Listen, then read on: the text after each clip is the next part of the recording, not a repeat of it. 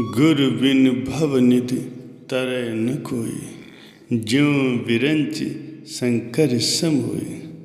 प्यारे सज्जनों, गुरु के बिना इस संसार सागर से कोई भी पार नहीं पा सकता। बिना गुरु के जीव काल के द्वारा सताया जाता है, बार बार जन्म मरण के चक्कर में डाला जाता है, 84 लाख योनियों में भ्रमाया जाता है। प्यारे सज्जनों, सबको अपने जीवन में एक सद्गुरु की आवश्यकता होती है। बिना सद्गुरु के लोग काल माया के चक्कर में फंस जाते हैं, माया की झिलमिल में ही खोए रहते हैं। ऐसे ही एक सज्जन थे भाई शमूदा जी। भाई शमूदा जी माया की झिलमिल में ही अपना जीवन व्यतीत करते थे। मोह माया और अज्ञान में ही उनका जीवन व्यतीत होता था। उनका अपनी पत्नी के साथ बहुत प्रेम था, अपने बच्चों को भी वो बहुत प्यार करते थे। उनकी दिनचर्या में अधिक से अधिक उनका लक्ष्य था धन कमाना। उनके लिए धन कमाना ही उनका धर्म था और ईश्वर की उसकी भक्ति की उन्हें कोई खबर नहीं थी। प्यारे सज्जनों, भाई शमूदा जी एक साधारण जीवन व्यतीत करते थे। अपनी पत्नी अपने बच्चों के साथ खुश रहते थे और उनका मकसद ज़्यादा से ज़्यादा धन एकत्रित करना था। एक दिन क्या हुआ, भाई शमूदा जी अचानक ही एक सत्संग में बैठ गए। उस समय सत्संग में भजन कीर्तन हो रहा था और संगत के साथ वो कीर्तन सुनने लगे। वहाँ पर गुरु के प्यारे एक शिष्य ने शब्द उच्चारण किया, आनंदिन सिमरो कहो जो अंत सहाय होए, ये विख्यात दिनचार छे साढ़ चलो सबको। इस शब्द का अर्थ था कि वो वाह सद्गुरु को रात दिन सिमरो। जो माया से उत्पन्न की गई चीज़ें हैं वो कभी भी साथ नहीं जाती। स्त्री पुत्र माँ बाप ये कभी भी साथ नहीं निभाते। ये थोड़ी देर के ही सगे संबंधी। यहाँ पर सब कुछ ही माया भी है,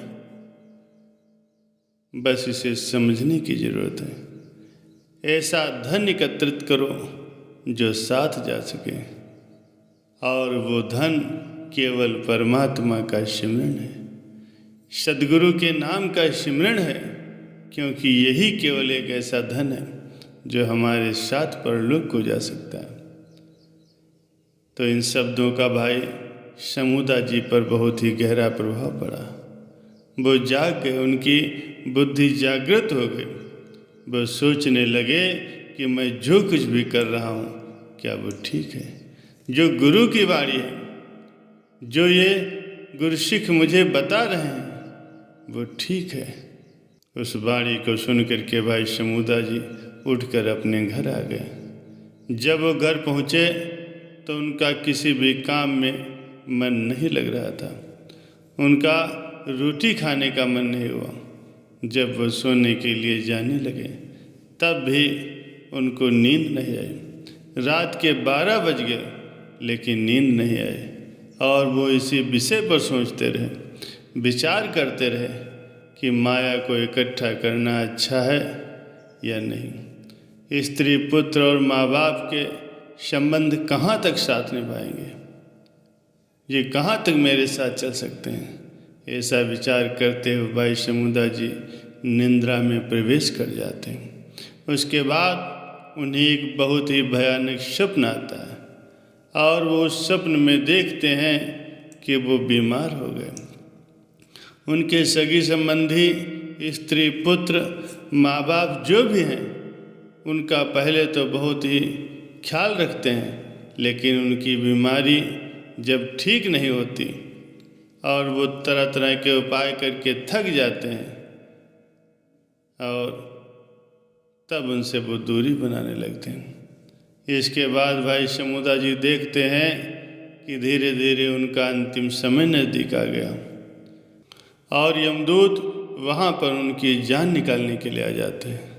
तो ये देख कर भाई समूदा जी बहुत डर जाते हैं। यमदूतों की ऐसी भयानक शक्लें देखकर वो बहुत ही डर जाते हैं, रोने लगते हैं। रोते हुए वो अपनी पत्नी को कहते हैं कि मुझे इनसे बचा लो। और भाई समूदा जी की पत्नी रोते हुए अपना सिर फेर लेती है और कहती है कि वो यमदूतों से उन्हें नहीं बचा सकती। यमदूत भाई समूदा जी की रूह को मारते पीटते हुए धर्मराज के पास ले जाते हैं। और जब भाई समूदा जी की पेशी धर्मराज के सामने होती है तो धर्मराज उन्हें देखकर कहता है कि ये पापी रूह है, इसने पूरे जीवन में कभी भी सिमरन नहीं किया, कोई नेकी वाला काम नहीं किया। इस महापापी को नरक की आग में फेंक दो, जहाँ ये जन्म जन्म तक सड़ता रहेगा। धर्मराज की ये बात सुन करके यमदूत उसको नरक की आग की तरफ लेकर चल पड़ते हैं। उसके बाद भाई समूदा जी ने देखा कि वहाँ पर बहुत ही भयानक आग जल रही है। उसकी आँच दूर दूर तक जा रही है।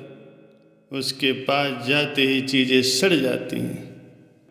तो जब भाई समूदा जी वहाँ पर पहुँचे तो उन्होंने देखा वहाँ पर पहले से ही बहुत से पापी रो रहे हैं, तड़प रहे हैं, आग में जल रहे हैं। न जाने कितने समय से वहाँ पर वो सड़ रहे थे। जब भाई समूदा जी को यमदूत उठाकर उस आग में फेंकने लगे तो ये देख करके भाई समूदा जी की चीख निकल गई और उस चीख के निकलते ही उनकी नींद खुल गई और वो एकदम से उठ करके बैठ गए। उन्होंने देखा कि वो नरकों में नहीं बल्कि अपने घर पर ही है। वो मरे नहीं बल्कि जीवित हैं, लेकिन उनका दिल इतनी जोर जोर से धड़क रहा था कि उनका सांस लेना भी मुश्किल हो रहा था। तो भाई समूदा जी उठ करके बैठ गए, लेकिन अभी रात बाकी थी। आसमान में तारे चमक रहे थे। घर के लोग अभी सोए हुए थे, आसपास के लोग भी सोए थे, चारों तरफ शांति थी। उसी शांति में भाई समूदा जी घर से निकल पड़े। धीरे धीरे चलते हुए भाई समूदा जी वहाँ जा पहुँचे जहाँ पर उन गुरसिखों की टोली रुकी हुई थी। वो सभी गुरसिख जाग रहे थे, स्नान ध्यान कर रहे थे और स्नान ध्यान करने के पश्चात उन्होंने भजन कीर्तन आरंभ कर दिया। तो घबराया हुआ भाई समूदा जी भी उनके पास जाकर के बैठ गया और कीर्तन सुनने लगा। तो वहाँ पर बैठे बैठे ही दिन चढ़ाया। उसके बाद भाई समूदा उनके चरणों में गिर पड़ा और रोते हुए विनती करने लगा कि मुझे भी अपने गुरु के पास ले चलो। मैं पापी हूँ, मुझे नरकों से डर है कि मैं कैसे बख्शा जाऊँगा। मेरा मार्गदर्शन करें, मुझे स्वर्ग की राह बताएं, मुझे नरकों की भयानक अग्नि से बचाएं। वे सभी गुरसिख श्री गुरु अर्जुन देव महाराज जी के शिष्य थे। वो श्री हरमंदिर साहिब जी की सेवा के लिए नगर में सामान इकट्ठा कर रहे थे। उन्होंने भाई समूदा जी को धीरज दिया और उन्हें कहा, कल सुबह हमारे साथ चलना और जो जगत के रखवाले हमारे सदगुरु जी हैं उनके दर्शन करना, तुम्हारा भी उद्धार हो जाएगा। तो अगले दिन भाई समूदा जी उन शिष्यों के साथ रामदासपुर पहुँचे। सदगुरु अर्जुन देव जी महाराज जी उन सिखों को उपदेश कर रहे थे। तो भाई समूदा जी सदगुरु के चरणों में गिर पड़े और रो रो कर विनती करने लगे कि हे दाता, मुझे बख्श दे, मुझे भवसागर से पार कर दे। मुझे नरकों की अग्नि से बहुत भय लगता है। सारी उम्र मैंने व्यर्थ ही गंवा दी। अब मेरे ऊपर कृपा करो, मुझे इस नरकों की आग से बचाओ, मुझे अच्छे जीवन का ढंग बताओ। हे दयालु, हे कृपालु सदगुरु, आप तो अंतर्यामी हो। भाई समदा जी को जब सदगुरु ने देखा कि इनकी आत्मा पश्चाताप कर रही है और धर्म के रास्ते पर चलने के लिए एकदम से तैयार है और इसको गुरमत बख्शने योग्य है, तो ये देखकर सदगुरु ने फरमाया,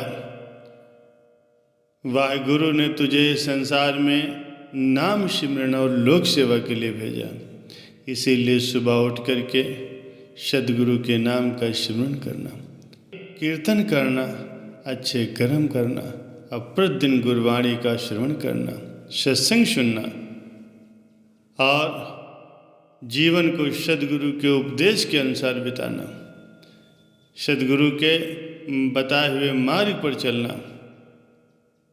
प्यारे सज्जनों, भाई समदा ने गुरु के वचनों को अपने हृदय में धारण किया और गुरु के बताए हुए रास्ते पर चला। अपने जीवन को उसने सदगुरु की आज्ञा मौज में डाल दिया। अपना ये जीवन भी उसने सफल कर लिया और अपने परलोक भी संभाल लिया।